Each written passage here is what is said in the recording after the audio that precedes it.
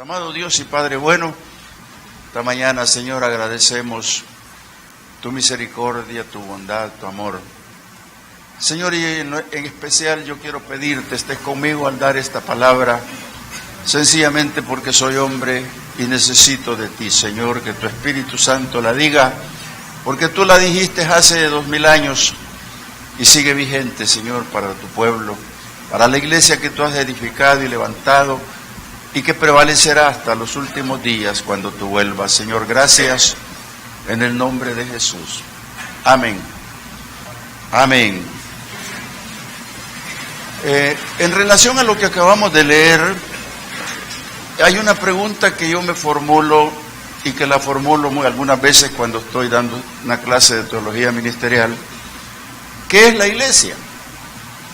Porque ¿qué es la iglesia? Es fácil responder, pero a veces no estamos acertados en la respuesta, y yo quisiera decirle por lo menos 3 cosas de que sé lo que es la iglesia. Debo de anexar a esto un comentario que no fue muy grato para mí, pero me obligó a escribir este sermón de esta manera.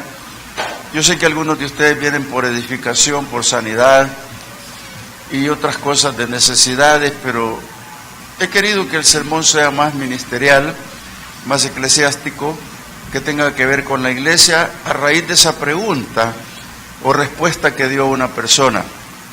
Justamente dijo, no importa, dijo, si se van para otro lado, pero yo no voy a seguir hombres ni voy a seguir iglesias, se han ido muy lejos. Entonces me quedé pensando si tenía o no razón al decirlo, y creo que sí, tiene razón en su criterio. Pero cuando es la iglesia verdaderamente, que son los redimidos, los lavados por la sangre del Cordero, aprendemos a amarnos, aprendemos a estar unidos, a conocernos, y eso conlleva a que podamos tener una mejor coinonía, y casi que nos puede volver un día inseparables.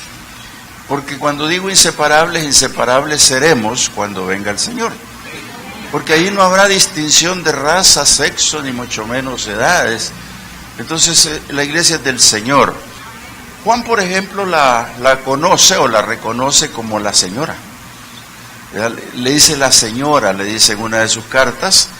También la presenta como la esposa de Jesucristo. Sin embargo, Pablo, cuando le escribe a Timoteo, la presenta como columna y baluarte de la verdad. Ambas cosas entre Pedro y Juan son válidas y muy bonitas. Me gusta la de Pablo, cuando habla de ser columna y baluarte de la verdad. Porque esta es la realidad de la iglesia. Porque estamos aquí los redimidos, los llamados de afuera. Los llamados de afuera, hermanos, hemos sido todos los que no hemos nacido en el Evangelio. Los que por alguna palabra fuimos convencidos para venir a oír palabra de Dios, y a través de oír la palabra, por la fe recibir a nuestro Señor Jesucristo. Eso es importante reconocerlo. Pero también la iglesia, hermanos, va a prevalecer, porque así lo dijo el Señor, hasta el final de los tiempos. ¿Cuál es el final de los tiempos? Cuando usted y yo tenemos en el corazón una raíz profunda sobre la bendita esperanza. La bendita esperanza consiste en que usted está convencido, convencida que Cristo viene, y que si Cristo viene, viene exclusivamente por la iglesia. Cuando Cristo aparezca en las nubes, hermanos, no viene por otra cosa más que por su amada iglesia. Entonces tenemos el privilegio nosotros de cuidar la iglesia, tenemos que estar pendientes y razonando esto siempre, que la iglesia es, además de los redimidos y los llamados de afuera, es la que tiene realmente la vida sobre esta tierra, porque ella es columna y baluarte de la verdad. Cuando habla de baluarte se refiere, en los antiguos tiempos era como una especie de cornisa que servía para defensa, y aquí Pablo lo usa como la figura para la iglesia que está sobre la roca. Es la columna principal, la que defiende a través de la sana doctrina. Por eso, hermano, yo quiero hablar un poquito sobre este título esta mañana, en un plural perfecto, afirmémonos de la verdad o en la verdad y proclamemos victoria. ¿Por qué como iglesia tenemos que proclamar victoria? Usted está en victoria de principio a fin, desde el día que recibió a Cristo y firme y parado en la verdad, usted está trabajando para un futuro mejor. Por ejemplo, el Señor Jesús, cuando trajo a esta misión a la tierra, se fue a cumplir una profecía mesiánica dada cuando Él dice que por el mar de los gentiles Él iba a ir. Y en ese mar Él iba a encontrarse con los hombres idóneos que tenía que encontrar para el Evangelio. Quiero ir con usted a lo que dice el capítulo 4 de Mateo, solo retrocedo unas páginas, y nos vemos en un versículo clave que dice así: y les dijo, venid en pos de mí y os haré pescadores de hombres. Después retomamos el versículo, pero yo quiero hablar porque esta tarea fue encomendada a los hombres. Alguien me dijo un día, ¿y las mujeres por qué no? No, ¿cómo no? También las mujeres. Pero en este caso comenzó con esos hombres y se fue por el mar de Galilea, anunciando el Evangelio, sanando enfermos, haciendo milagros, demostrando el poder. Y ahí se encontró con lo que él quería, lo que él buscaba, unos hombres ocupados, hombres que estuviesen en un oficio. Y estos casualmente eran pescadores. Tenían tendidas sus redes, habían ya anclado sus barcas y estaban agotados ahí. Y él llegó y les dijo, venid en pos de mí y os haré pescadores de hombres. En primer lugar, hermano, lo buscó con un oficio. La interrogante que yo puedo tener o hacer en algún momento es, ¿por qué no fue a los carpinteros? ¿Por qué no fue a un lote de carpinteros y les dijo, vengan en pos de mí y los haré carpinteros? ¿Por qué no se fue a los albañiles y les dijo, vengan en pos de mí y los haré constructores de edificios? ¿Verdad que bonito preguntar eso? ¿Por qué ese fue al oficio de los pescadores? Esto siempre nos trae un recuerdo de algo importante. ¿Por qué? Porque el Evangelio es de pesca, el Evangelio es de ir, el Evangelio es de multiplicar, el Evangelio es de hacer. Entonces estos primeros hombres que tenían el oficio, el Señor lo usó con la figura de la pesca. ¿Y sabe usted que la figura de la pesca es porque es complicada la pesca? Ninguna pesca es fácil, es emocionante, pero no es fácil. Y esto lo podemos ver en Pedro, que estaba una vez fuera del agua, con las redes tendidas, y el Señor le dijo, préstame tu barca. Y le prestó la barca, de hecho no para pescar, sino para predicar la palabra, para asirse de ella y a la orilla predicarle al pueblo. ¿Se da cuenta que la primera pregunta fue, ¿qué hacen ustedes? ¿Por qué están así? ¿Qué es lo que pasa? Y ellos estaban tendiendo las redes. Pero cuando terminó la prédica le dijo, boga mar adentro. Y Pedro dijo, no, sí, ¿qué vamos a ir a hacer? Es de día, toda la noche hemos estado y no agarramos nada. Mira, la figura del Señor los está invitando de inmediato a ser pescadores de hombres. ¿Por qué? Porque la pesca en hombres es difícil y la de los peces también. Yo estuve en Los Ángeles y recuerdo que me llevaron a un lugar donde estaban, igual que aquí ya lo trajeron a El Salvador, en los supermercados, usted ve la vitrina de peces y dice, quiero ese, y meten una red y lo sacan, así como viene coleando, y ese es el que quiere usted para llevarse, para comer. Pero eso es una pesca demasiado fácil. La difícil es cuando tú tiendes la red y la lanzas y no trae nada. Oye, la tiendes y no trae nada. Entonces, ¿qué es lo que pasa con esto? Es frustrante, hermanos. Entonces, la pregunta que yo me hago, ¿por qué Jesús no se fue a los carpinteros? ¿Por qué se fue a los pescadores? Entonces, hermanos, si la iglesia se va a convertir en pescadora de hombres, piense que no es fácil. Hermano, ¿cuánto tiempo tiene de llevarle la palabra a su esposa que no quiere venir? ¿Cuánto tiempo tiene la esposa de estarle hablando al esposo y no quiere venir? ¿Cuánto tiempo hace que quiere usted tener en su pensamiento y su corazón a la familia aquí y no han podido venir? ¿Será que es fácil o es difícil? Eso le pasaba a los pescadores y este amigo frustrante. Y yo, como he sido pescador, pero no artesanal, digo yo, con mi atarraya y a veces unos anzuelos, mi esposa le encanta tirar el anzuelo también. Y un día que me fui, le digo, nos vemos más tarde. Ah, ¿vas a ir? Sí, me voy. Cuando yo no estaba en el Evangelio. Y venía sin nada. Un gran mar, unos grandes esteros y no traía nada. Mi señora en la tarde me dice yo que tenía los ajitos pelados y el aceitillo. Vos no fuiste, me dijo, no te creo. Vos no fuiste, no te creo. Aunque sea uno. Pero no llevaba ninguno, hermano.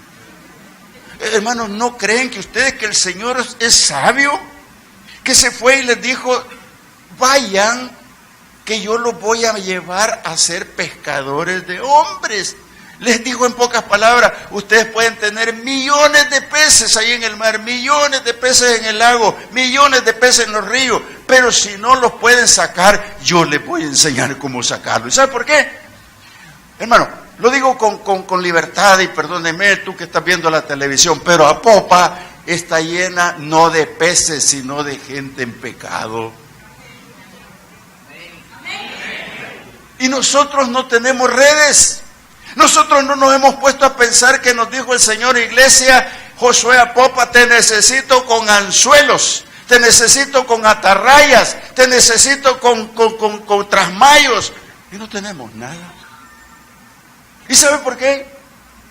Porque no nos atrevemos a tenerlos. Dice el Señor que Él buscó esos hombres porque conocían el trabajo, el oficio, y buscó esos hombres porque tenían los elementos. Pero cuando Él les cambia el oficio y les dice, los voy a hacer pescadores de hombres, ya no existe la red, ya no existe el anzuelo, lo que existe es la palabra de Dios para pues, que sea el trasmayo, la red o lo que usted quiera para llevar la palabra y buscar los pecadores para que se arrepientan. Hay miles alrededor, hermano, hay miles alrededor que están muriendo, incluso las familias nuestras posiblemente estén muriendo sin Cristo, amado hermano.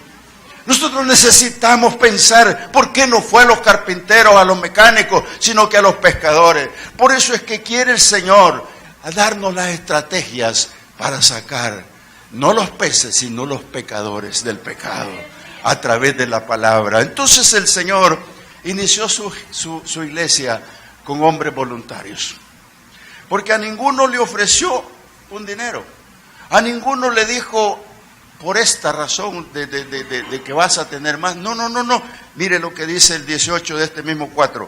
Andando Jesús junto al mar de Galilea, vio a dos hermanos, a Simón, llamado Pedro, y a Andrés su hermano, que echaban las redes en el mar porque eran pescadores. Y les dijo, vengan en pos de mí y os haré pescadores de hombres. Ellos entonces, dejando al instante las redes, le siguieron. Ya no eran necesarias, porque ya no necesita ese tipo de red. Es otra cosa la que se necesita. Entonces el Señor los eligió ¿para qué? Los eligió para enseñarles doctrina, para enseñarles quién es el Padre. Porque usted sabe que el Padre nadie le vio jamás. Dice Jesús que el unigénito Hijo de Dios le ha dado a conocer. Entonces, ¿qué es lo que quería Jesús? Enseñarles al Padre, a que conocieran al Padre, cómo llegar al Padre. Esto implica que les enseñó el poder del Evangelio, les enseñó a orar, les enseñó a ayunar, les enseñó los métodos, les enseñó todo para ir y buscar las almas. Hermanas, no estamos refiriéndonos exactamente a una red que se tira sobre el agua.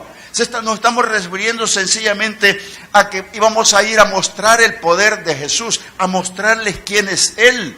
Fíjense que el Señor en cierto momento se fue y tomó camino, y dice la Biblia que mientras Él le hacía milagros, sanidades, vio a un gran pueblo, vio una gran multitud.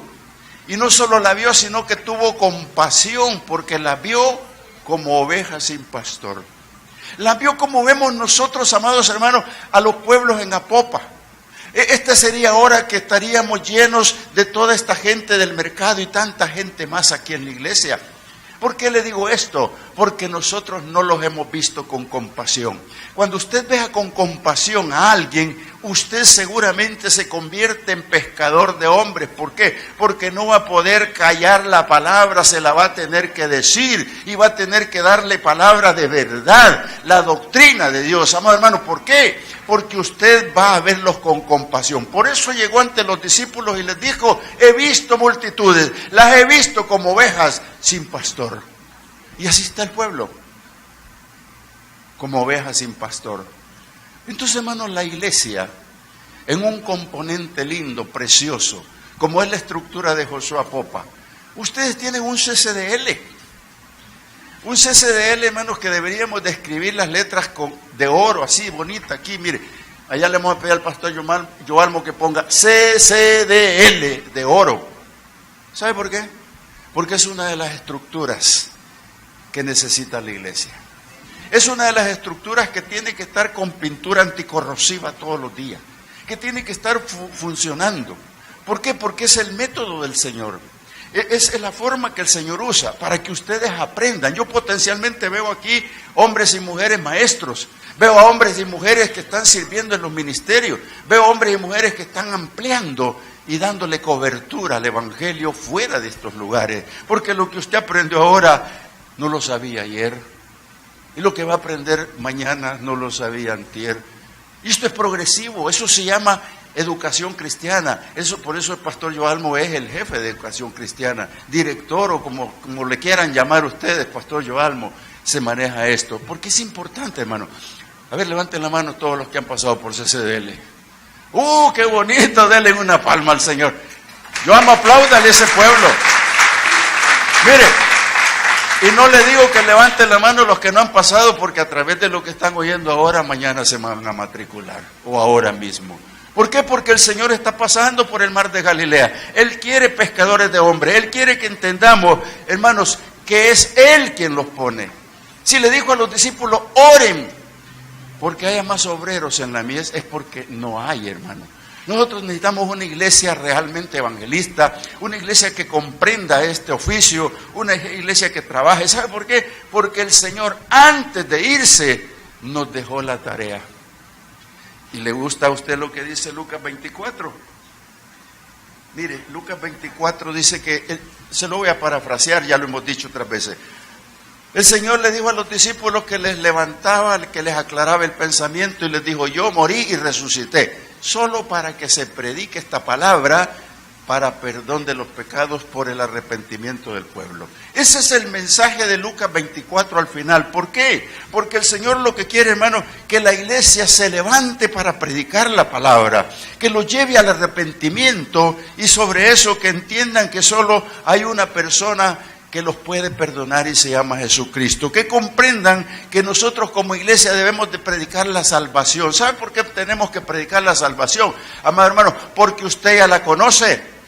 No tiene que ver a leer a un Pirman o leer otros de teología. Sencillamente usted está comprendiendo la salvación porque el día que recibió a Cristo, usted recibió el premio más grande de su vida, porque lo que ha entrado es al estadio para correr y pelear la buena batalla. Porque, amado hermano, en el camino usted cada día va teniendo más claro el pensamiento de que es salvo, y cuando usted entiende que es salvo, entonces es que va a poder llevar la palabra a su casa. Entonces es cuando se va a transmitir, igual que el ex gadareno que fue a su casa a predicar la palabra y después por Decápolis. Hermano, esa es la iglesia en progreso de salvación. No queremos decirle que vamos a llenar la iglesia para que traigan el dinero que tan importante es, sino, hermanos, sencillamente entendamos que las almas necesitan ser salvas y que no hay otro mediador sobre esta tierra que se llame Jesucristo, el único que tiene un nombre sobre todo nombre.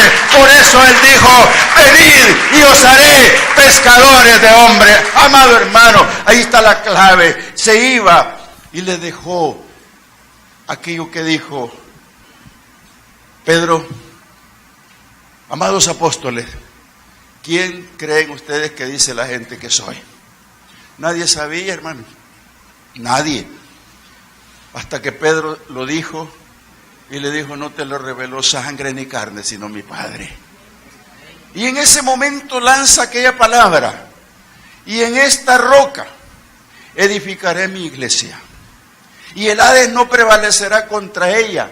Y a ti, Pedro, te daré las llaves del reino. Esa palabra, y a ti te daré las llaves, es como que le esté diciendo, yo soy la roca y a ti te daré las llaves. Hermanos, cuando nos está dando eso es una tarea. Y esa tarea tenemos que llevarla a cabo la iglesia. Hay un punto importante que el Señor cuando se va, les dice, hay una promesa para ustedes muy antigua, muy vieja, más o menos 900 años, y se tiene que cumplir. Y yo he venido para que ustedes reciban el poder de Dios. Y yo he venido para enseñarles la palabra. Y yo he venido para decirles que hay que ir. Y yo he venido para decirles que las almas necesitan de nosotros. Y yo he venido para decirles que no hay otro mediador entre Dios y los hombres que Jesucristo hombre. Y yo he venido para decirles que prediquen la palabra. Hermanos, es tan interesante pensar en esto. ¿Por qué? La iglesia sin poder no va a ninguna parte.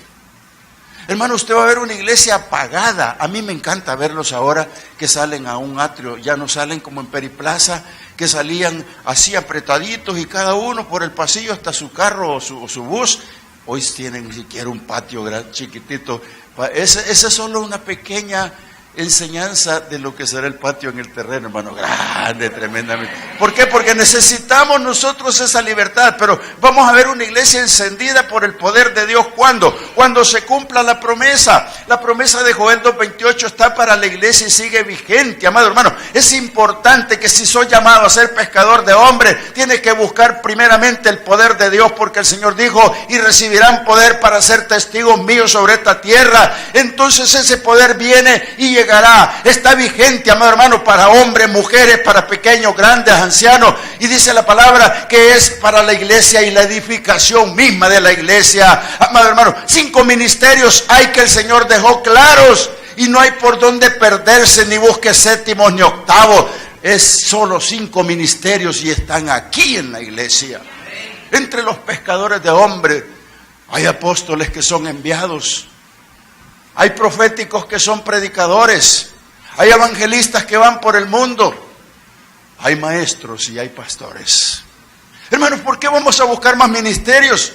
Si esos son los que el Señor puso, ¿en cuál quiere usted? ¿Dónde está usted? Pídaselo al Señor, pero antes pídale la autoridad sobre el enemigo, pídale la autoridad para ser un obrero eficaz, pídale el bautismo del Espíritu Santo, porque es el fuego y el poder de Dios que aviva la iglesia completamente, amado hermano. Nadie te va a oír, nadie va a querer entenderlo si tú no llevas autoridad y poder. Por eso es que el Señor, a estos que levantó y preparó allá en el mar de Galilea, les dio autoridad sobre el enemigo.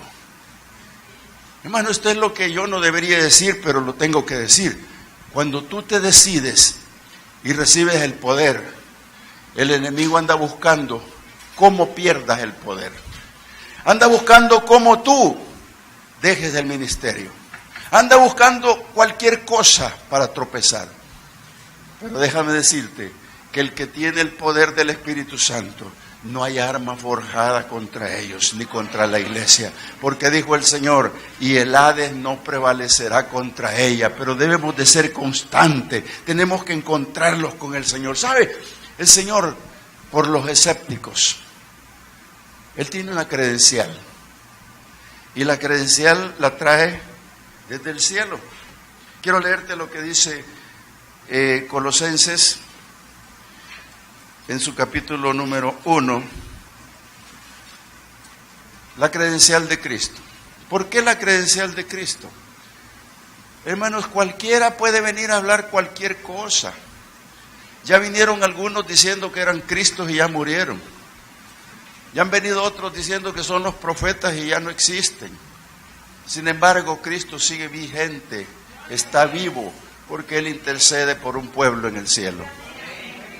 Dice Colosenses 1:20, o leamos el 15 primero. Él es la imagen del Dios invisible, el primogénito de toda creación. Lo que quiere decir esta pequeña palabra es que los que tuvieron el privilegio de ver a Cristo en su tiempo, es como que hayan visto a Dios. Porque la palabra dice que al Padre nadie le ha visto jamás, pero el Hijo, el unigénito Hijo de Dios, le ha dado a conocer. Y yo insisto con esto, que si Cristo se revela a tu corazón, tú conoces al Padre. Que si Cristo está en tu vida, tú conoces la doctrina. Que si Cristo realmente vino a tu vida, tú tienes la imagen de Dios. Interesante lo que dice el 17, y Él es antes de todas las cosas y todas las cosas en Él subsisten. Esto se llama preexistencia. Esto me dice que Cristo es antes de todo, que Cristo es antes incluso de la creación de los ángeles, antes de todo. Y mire lo que dice, y Él es la cabeza del cuerpo que es la iglesia. Oiga, qué precioso. Si Cristo es la cabeza de este cuerpo que somos nosotros, ¿qué más queremos? ¿Qué más queremos, hermanos, si la cabeza es la que dirige? Si la cabeza es lo que tiene todo. El cuerpo debe de obedecer, así como el cuerpo de la iglesia tiene que obedecer a la palabra, tiene que obedecer a lo que dice el Señor Jesús, tiene que obedecer a la llamada del Espíritu Santo, tiene que obedecer a los ministerios, tiene que obedecer a todo lo que el Señor diga. ¿Por qué? Porque Él es el primero y no solo eso, es la cabeza de la iglesia y nosotros somos el cuerpo. Hermano, ahí viene la razón por qué Juan dice la señora, por qué Juan dice la esposa, y por qué Pablo dice columna y baluarte de la verdad. ¿Sabe, hermanos, que yo tomé esas tres cosas y me encantan, las tres me gustan? ¿Por qué? Porque la iglesia, hermanos, será señora un día. Aquí decimos que es la novia, por aquí no lo dice, pero decimos que es la novia. Y todas las que son novias se convierten en esposas, ¿sí o no? Entonces, ¿qué opina usted de lo que vio Juan en el cielo, capítulo 21 del Apocalipsis? ¿Qué opina usted de la iglesia, que tiene como cabeza a Cristo y es el cuerpo? Hermano, esto es lindo de analizarlo. ¿Por qué? Porque la figura de ser esposa, la figura de ser la señora, está en el cielo. Y yo quiero que lo vea de esta manera. Dice Juan que estaba allá y vio esto en el capítulo 21, 9 de Apocalipsis. Dice, vino entonces a mí uno de los 7 ángeles que tenían las 7 copas llenas de las 7 plagas postreras y habló conmigo diciendo, ven acá, yo te mostraré la desposada, la esposa del Cordero.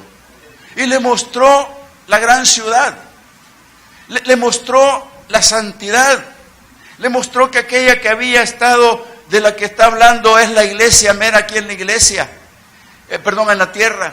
Le está hablando de que somos nosotros. Le está hablando que somos los que hemos lavado las ropas en la sangre del Cordero. Le está hablando que somos los redimidos de Dios por la sangre misma del Cordero. Le está hablando que somos los que obedecemos la palabra.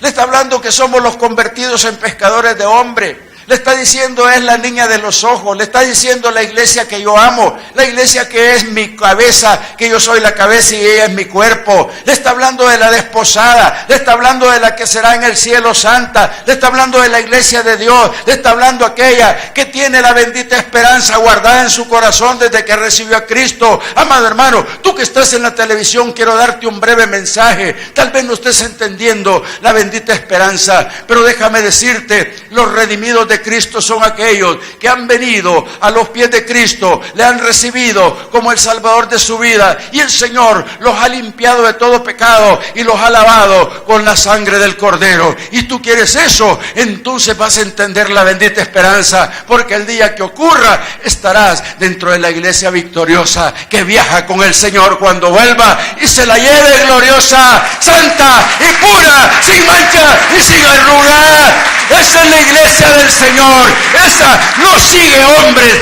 no sigue edificios, sigue al Cordero de Dios. Esa es la iglesia del Señor que tiene la bendita esperanza. Y yo te voy diciendo lo que dice Efesios, ahí en su capítulo 5, con relación al Cordero de Dios. Mira, el mismo Jesús habla de lo mismo acá. Efesios capítulo 5. Normalmente predicamos esto como un mensaje a las mujeres, al matrimonio, al hombre. Pero me quiero ocupar de lo que habla Jesús en comparación de él. Y lo dice Pablo a través de los Efesios. Capítulo 5, versículo 25 dice: maridos, amad a vuestras mujeres, así como Cristo amó a la iglesia y se entregó a sí mismo por ella. Lo que dice esta palabra, y apartemos un poco lo del maridaje y vayámonos. ¿Cómo amó a la iglesia? ¿Cómo Dios ama a la iglesia? Tanto así que cuando fue a la cruz del Calvario, y muchos dicen, ¿por qué no estuvo de 70 años el Señor como José?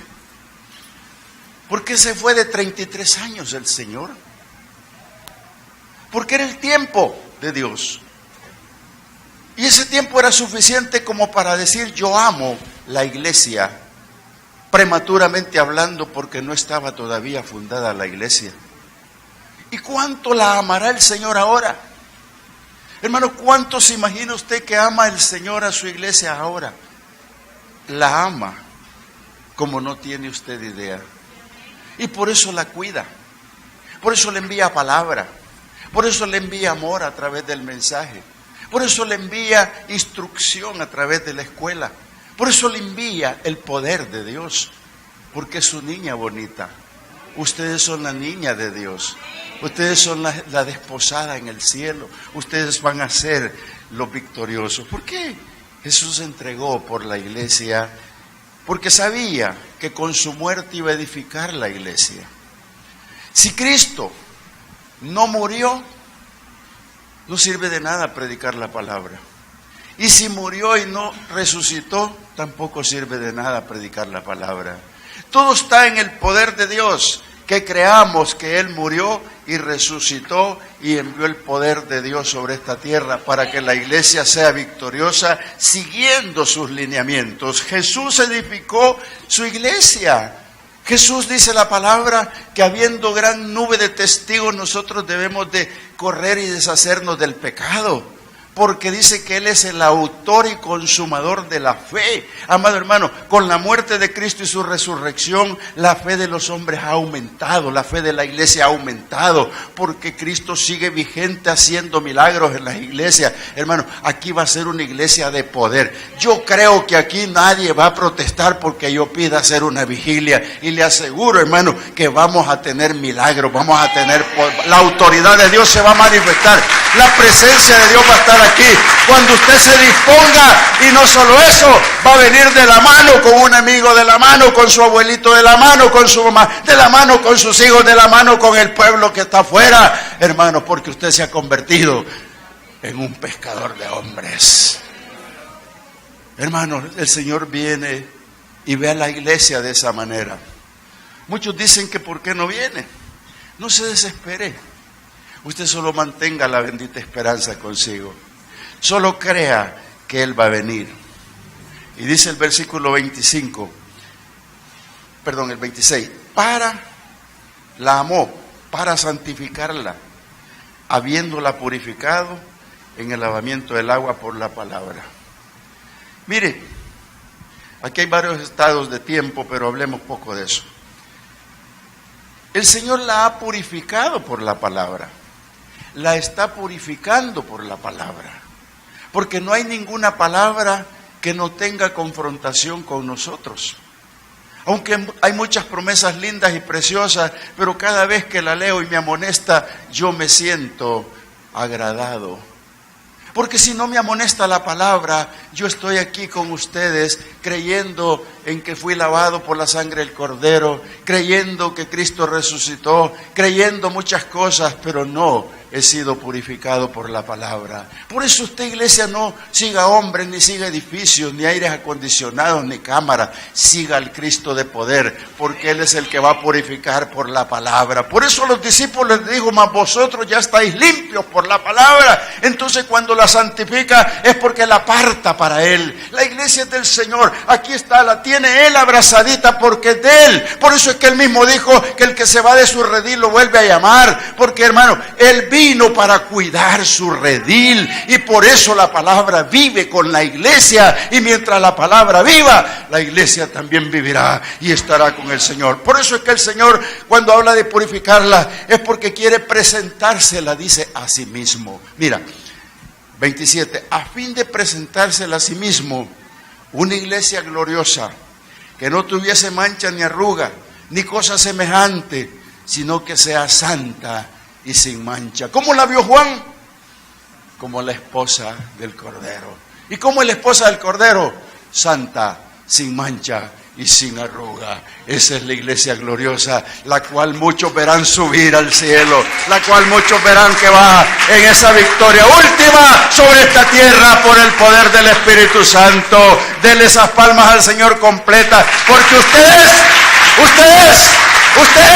la esposa del Cordero, ese pescadores de hombres para llegar con una iglesia santa al cielo. Padre amado, gracias, Señor.